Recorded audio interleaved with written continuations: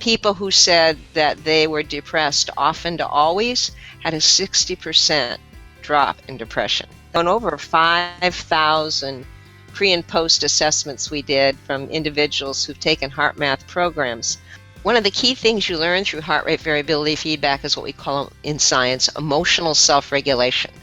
So most of the time we think we're just victims of our moods, and if we feel bad, we think bad, we feel worse, we feel bad about ourselves, we think, it's just a downward spiral.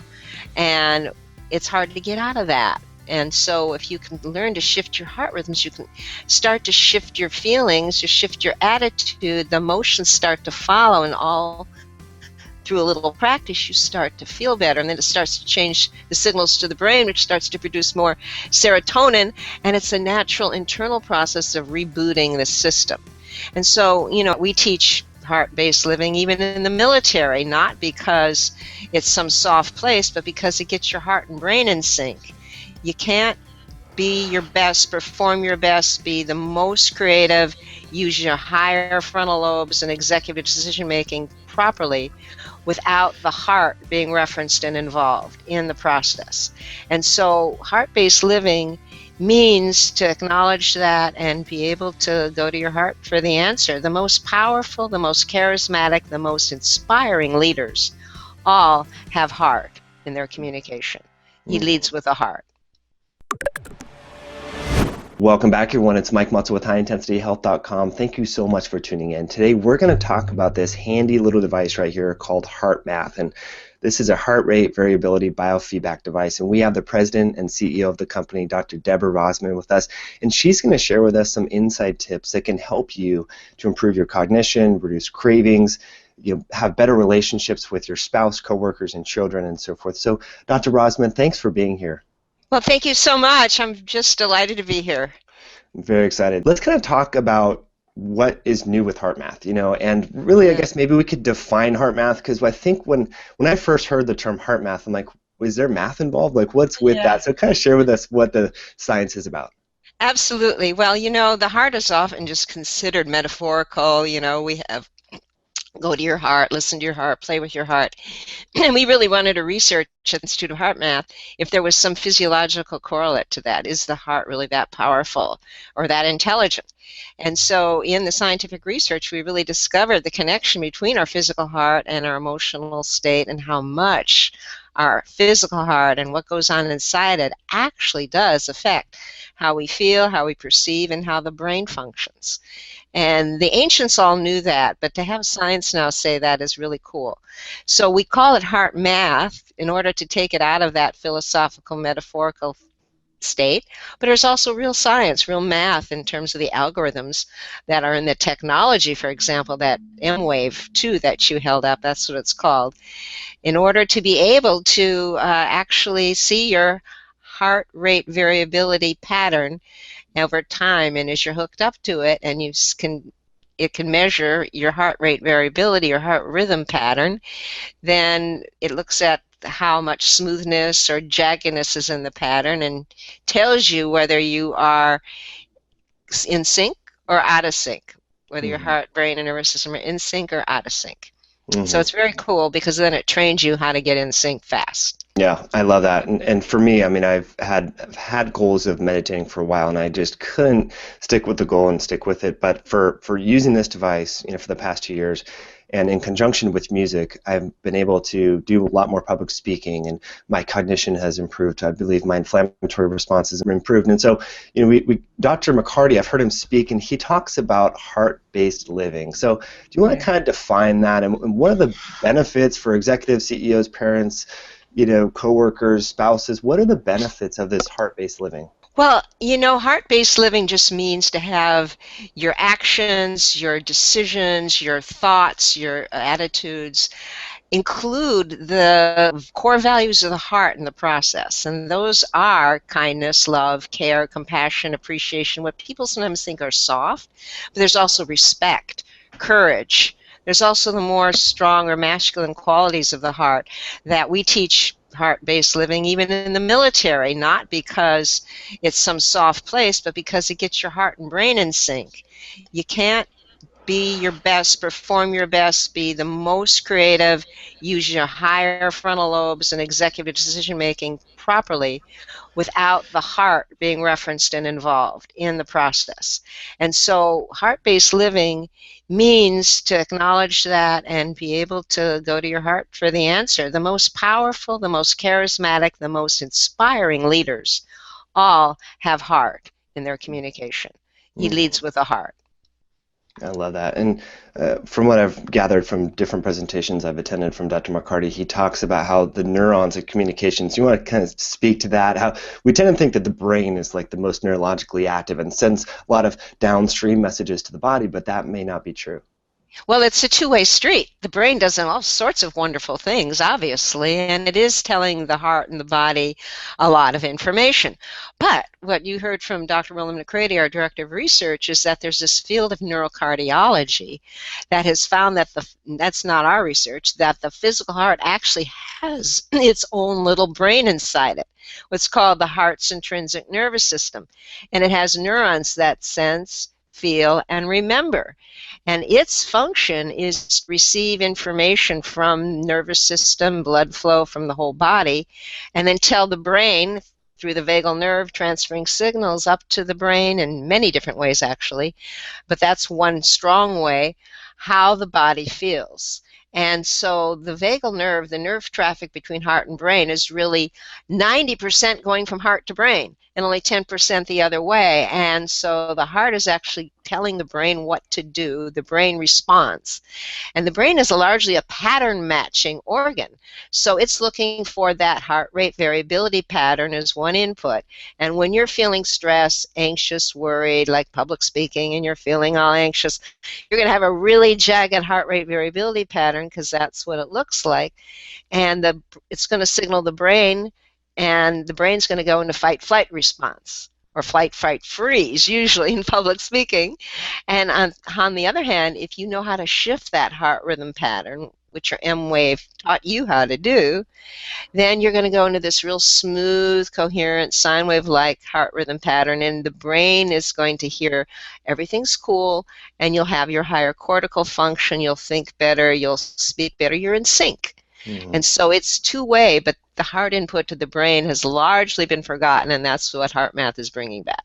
I can really tell, like, from my limited interaction with your organization, you guys really practice what you speak. When I preach, I should say, when I speak to John, he's very nice and calm, and I just feel like in this coherent zone. So you guys really obviously practice this and believe in this, which is fantastic. And your group has published a lot of research, and you know, folks are taking a lot of medications and doing supplements and all kinds of crazy remedies for things that may be easily fixed with practicing heart-based living, like depression, poor cognitive function, inability to manage stress. Like, do you want to share with us some sound bites of some of the research that you've seen and, you know, how it can improve common conditions that people experience?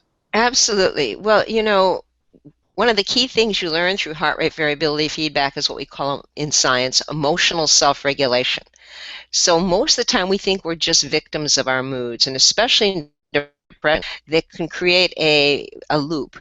We feel bad, we think bad, we feel worse, we feel bad about ourselves, we think, I mean, it's just a downward spiral.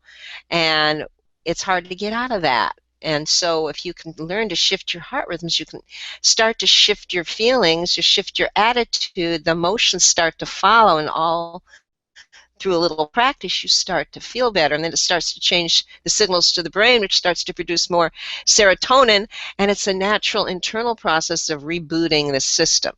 And so, you know, in over 5,000 pre and post assessments we did from individuals who've taken HeartMath programs, we have seen in a self-report, and this was a normed and validated assessment, people who said that they were depressed often to always had a 60% drop in depression. That's just one example. And HeartMath founder Doc Childry and I wrote a book called Transforming Depression, and it gives the techniques and the processes to use to be able to self-manage depression.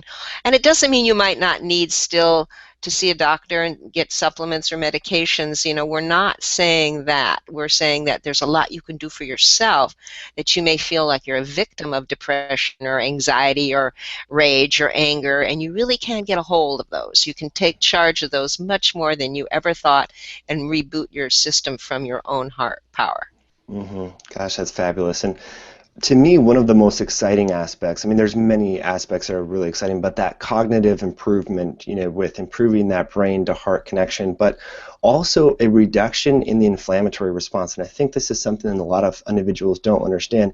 We know that inflammation is linked with heart disease and autoimmunity and all these conditions, but by improving your parasympathetic nervous system response, you trip on this anti-inflammatory cholinergic pathway. Do you want to kind of speak to that? It's kind of this new trend. Yeah, there's a lot of pathways. In fact, there's a very low frequency rhythm in the heart rhythm pattern, and it really is reflecting what's happening in that intrinsic nervous system in the heart.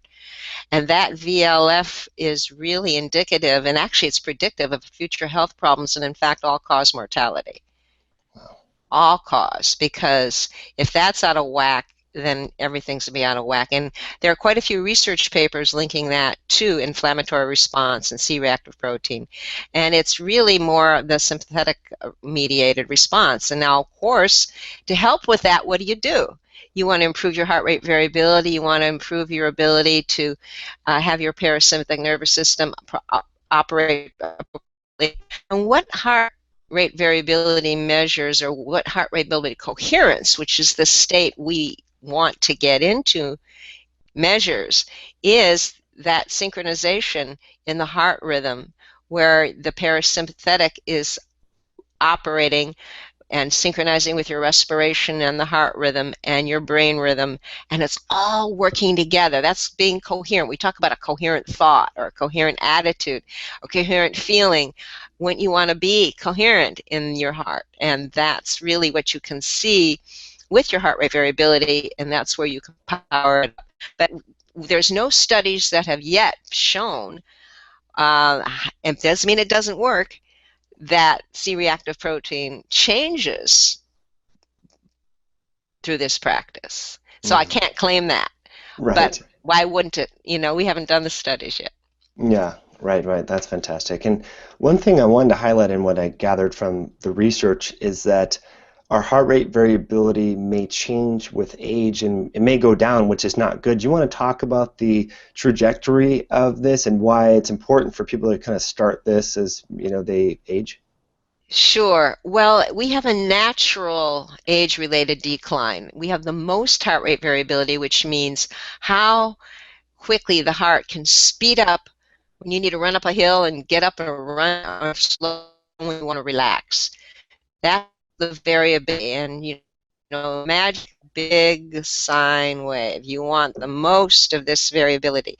And naturally, as babies, we have that flexibility. And then as we age, it naturally gets less and less. And yet there are norms of what healthy people at every age should be. And we have the largest database of heart rate variability norms from age 8 to 80. And these are it's hard to get that because you can't be taking medication or anything to know what is a healthy norm. So what you want to do is be able to beat your norm or be at your norm. And if you have low heart rate variability for your age, it is a predictor of serious future health problems, everything from diabetes and obesity and high blood pressure and heart problems, because you're just consistently, not flexible enough. There's too much rigidity. It could be rigidity even in the arteries. So you want to maintain that flexibility, and it's really connected to your emotional flexibility too. So what you learn as you practice have self-regulation, emotional self-regulation techniques, it's not suppressing your emotion. It's learning how to manage it and how to shift attitude and emotion when you need to, so you can maintain that resilience, that flexibility. And that's really key to health. I love that. And I think it's important for people to understand, especially, as individuals get older, they have kids and grandkids and so forth. I've noticed that this device has really solidified or, strengthened the relationship with my child and my spouse because we're more in sync and coherent. And sometimes I'll do that when I put my daughter to bed. I'll use my HeartMath device and kind of rub my daughter's hair and think thoughts of gratitude and listen to music and Right. so forth. And it really helps her go to sleep and it helps me get in that Yeah. calm state.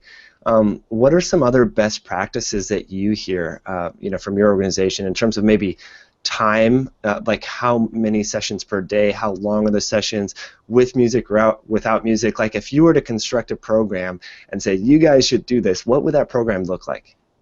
Well, we don't like to overload people, so we say just even use it three times a day for 5 minutes. Because when you get into that heart rhythm coherence, it's a real physiological state. It has a carryover effect, and you're going to feel that carryover effect. And to get into coherence, you focus in your heart and you do heart focused breathing, but you also adopt and activate a positive emotion like gratitude for your daughter or your pet or appreciation of life or some feeling of love or care or kindness. Any positive emotion will do, as long as it's genuine, sincerely felt, that you can then see in real time when you plug that little M-Wave 2, it has a USB plug, you plug it in your computer then, and later, and after you've carried it around and used it, and you can see what exactly that pattern looks like.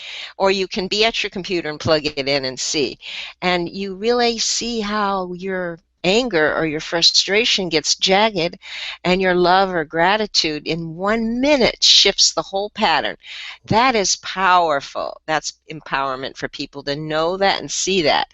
So I say 5 minutes a couple times a day, longer if you want. People, even after a year of having the product, we've done surveys, over half the people maybe use it 2 times a week for 20 minutes or so, because they've already learned the techniques of how to stay in sync. So it trains you what to do even when you don't have the device with the pulse sensor clipped to your ear, or holding it with your thumb on the thumb sensor.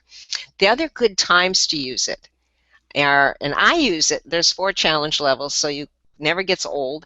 I use it in the morning as part of my morning meditation to prep for the day and to just put out heart to whatever's going to happen in the day and to my cells, and appreciation for the people I'm going to be meeting, to really set the tone and the energetics I want to walk into life with.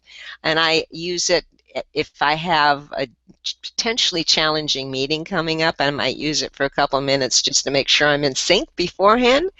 Or if somebody says something and I get bumped and I'm stressed out, or I'll use it to reset my system. I'll use it to reset right afterwards and get back in sync. So before creative projects, to not carry the stress around with you all day, and really clear and then sometimes you get your own heart's guidance as to what to do then as well, like, oh, talk to the person. You get more connect with your intuitive promptings. And another real good use case is if you have a health problem, to really sit and get in heart coherence and just send that compassion and love to your cells for 5 minutes. Or if you have trouble sleeping, which a lot of people do these days, use it for 5 minutes or so before you go to sleep. So those are some examples. I mean, there's others. There's a whole booklet on stopping emotional eating and how to use it for that.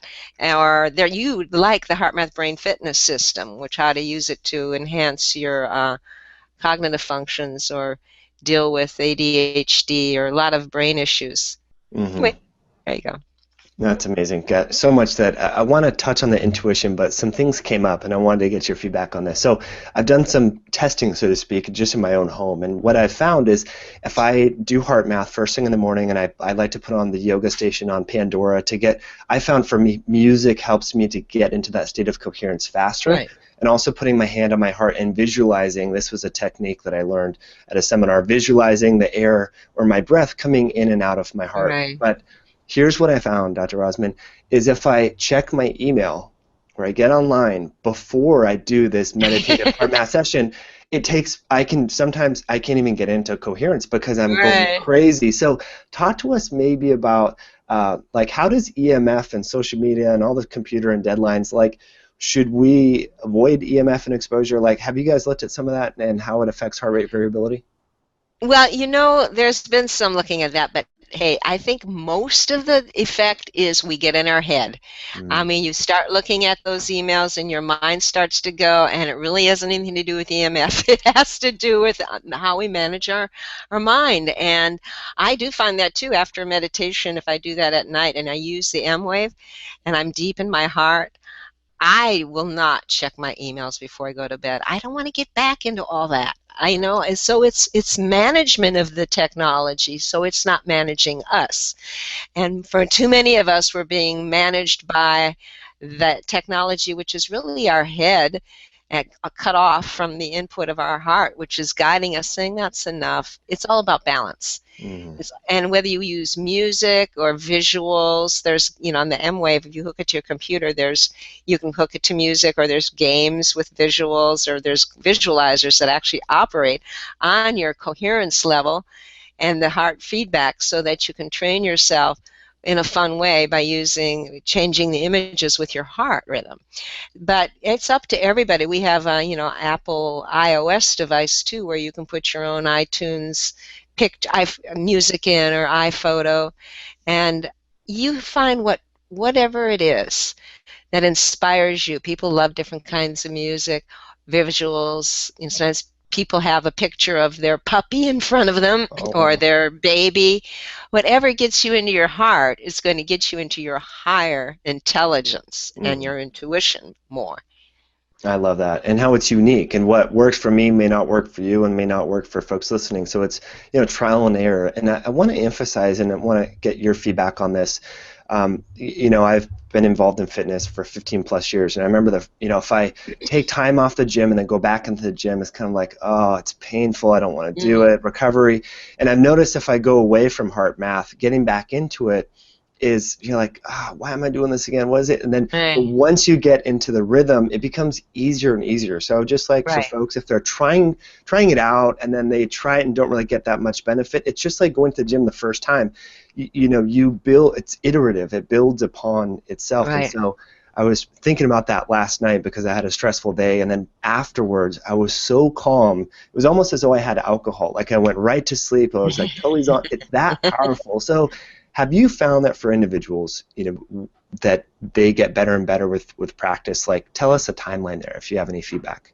Oh, yeah. I mean, it's correlated directly with practice, and so are the health outcomes. We did actually a study with diabetics and at a Johnson and Johnson company called LifeScan, and it was published. And the HbA1c levels got better, correlated directly to how much they practiced. Direct correlation. So as you practice, you'll start to find you're deeper in the heart, you're more connected, you're more in sync. Like I said, there's actually 4 challenge levels. So when it gets easy, you can up the challenge level, which requires you to have even more genuine heart feeling and focus and synchronize with your breathing. So the carryover effect is going to be longer. And it is just like building a heart muscle, going to the gym.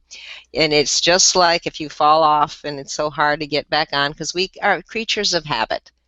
We become habituated to whatever we do over and over, and then it does take a little more earnest, a little more get up and go to reset your system. And Mhm. because it's been asking for a while, so yeah, you have to put a little more heart into it, a little more passion to reset. But it very soon, like you said, the reward is there because you're self-soothing, your own body is saying, yes, this is where my balance and natural state of harmony is. This is a natural state Yeah, for us to that be in. fantastic. I learned a tip I want to share with you from a Dr. Tammy. She's the author of The Hormone Secret, and we were talking yesterday, and she's a big fan of heart math, and so for most people, what I found is if it's not on your calendar, it doesn't exist if you don't write it down. And so here's the tip that she shared is she puts HeartMath twice a day in her calendar. First thing in the morning, this is on her phone, so it pops up on her phone. And it Right. used to say just do HeartMath. And she's like, I'll do HeartMath. I can do it later. Click. But then when she changed the appointment to say, manage your stress so that you can become a better business person, better doctor, better family member, better husband, Right. all that, then it totally changed because she's not going to want to skip that appointment. Who doesn't want to be a better spouse and a better Right. parent? So there's a little tip. If you just kind of reframe it so you kind of create a little guilt if you miss out on it. I thought that was really unique. So I've changed my calendar such that it reflects that. And that's really important. So Okay. 2 to 3 times a day for 5 minutes, that's general guidelines if we want. For folks that are getting into it, that's what you'd suggest? Just starting, because that doesn't seem like it's too hard for anyone to do, and then a longer session if you can do that, 10, 20 minutes. If you do prayer, meditation, or other type of closed eye activity, use it to start that. In fact, we have a whole HeartMath meditation assistant and how you can use your M-Wave to boot up and make your practice deeper, more focused, more effective. And then you go off and do whatever your practice is, but you get yourself in sync and coherence first. Mm-hmm. And so I recommend people really use it as often as they can to start with so that they can to feel of when it is most effective for them. But 5 minutes twice a day, one longer session a few times a week, that'll get you going and get you to really get to know your heart yourself. Yeah, and it's addictive because you get better and better and then more Yeah. calm and you notice the benefits and want to practice more, which is really great. So you've been talking about intuition, and I know you guys recently published a research paper, I think it was Frontiers of Psychology, and talked about how people can be more intuitive. And I think this is a really good skill to have in business and life and as a good person of our community. Do you want to talk about the relationships between intuition and heart variability? Yes. Well, basically, our research is showing that the heart responds to intuitive information, like information from non-local fields. And then people can read the research study. They can go to the HeartMath website, click on research, and really read the full studies. But your heart, as the saying goes, really does have that connection to the field and to the wisdom of another dimension, but it's accessing it. And so the heart receives the information, then signals the brain, and then brain receives it and then signals the bodies to you in images or thoughts or feelings. So what you learn to tune more to your heart and your heart signals, then you learn to tune more to the intuitive radio station, if you call it. And that's a good analogy because everything is like a frequency. Like right now, there's a frequency that people are listening to us and hearing our voices. You can tune to the heart frequency inside yourself, and the M-Wave, the technology really helps you do that so that you can hear more of the voice of your own heart. Mm-hmm. That's fantastic. And just kind of anecdotally, maybe you can attest to this too, Dr. Rozman, is major business decisions that I've made that I initially had like this gut feeling it wasn't going to work out, generally didn't work out. And at the time I didn't follow it because logically it made sense or something. And we can think of relationship decisions or when we get Oh, that yeah. weird icky feeling. So, I think as we kind of understand and respect emotional intelligence and value emotional intelligence more, I think this becomes more important and just yet another reason to adopt this practice of HeartMath and so forth. So as we finish up here, I know you have a tight schedule. Let's kind of wrap up and talk about any new developments that we should be aware of with HeartMath and the organization, and any maybe new products or specials or offers that you guys have going on during this month. Well, John was saying if people call him and he wanted to give his number, and you want to order the product, we give everybody a free download of the HeartMath Brain Fitness System that goes with the product. And the introduction was written by Dr. Daniel Siegel, who's very well known in the whole mindfulness arena, and the foreword by Dr. Daniel Amen, who's one of the foremost brain researchers, about how the heart is important to your brain. Love your heart, love your brain, but the things you were talking about, more creativity, more access to your real intuitive signals in those business decisions. I don't know how I could run HeartMath without listening to those signals. It becomes yes, no, and you learn to know where the stoplight is. Stop, go, wait. Wait is often the most important signal because you need to get more information before you jump into a decision.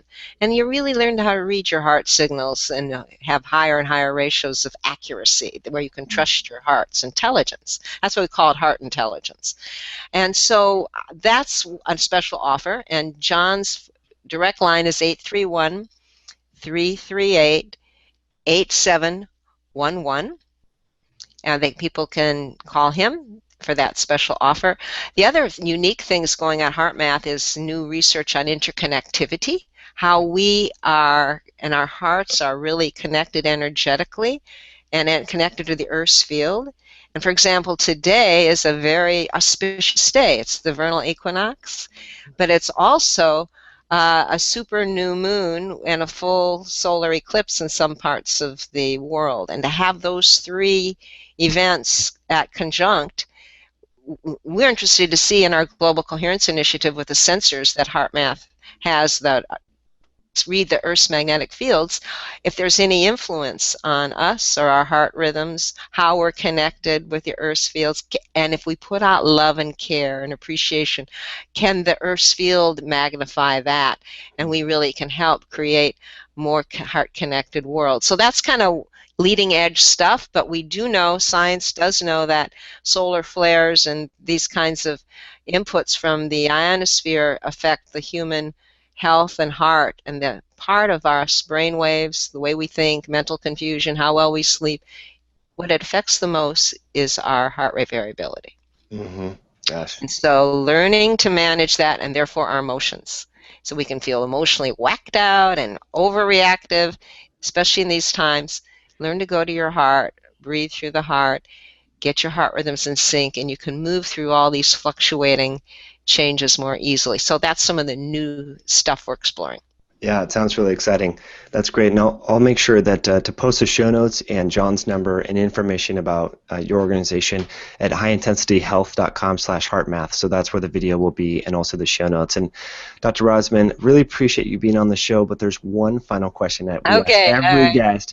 So if you were to bump shoulders with Barack Obama or a future president, and they turn to you and says, as a doctorate of psychology and an expert in the field of heart rate variability, what sort of health or lifestyle tips should I know about so that I can improve the health of Americans? What would you tell them, and why? I would tell them what I do. I mean, I don't just teach this or research this. It has changed my life. It enables me to really be fulfilled and connect with people deeply and have the wonderful relationships and intelligence I want. So I would tell him, listen to your heart's intelligence, because it'll give you ideas and clues of how to navigate this political mess in Congress. Not saying it'll be a miracle, but you want to have, and you need your highest, most creative, most aware, most inclusive, most solid intelligence to run your job. So I would give him an M-Wave and offer to coach him. Yeah, I love it. Dr. Rozman, great information. Thanks for all the work that you guys are doing, and really appreciate you, and I'm grateful that you came on the show and shared your information with everyone. Well, thank you so much. I'm grateful that you're such a good practitioner of the heart. Thank you.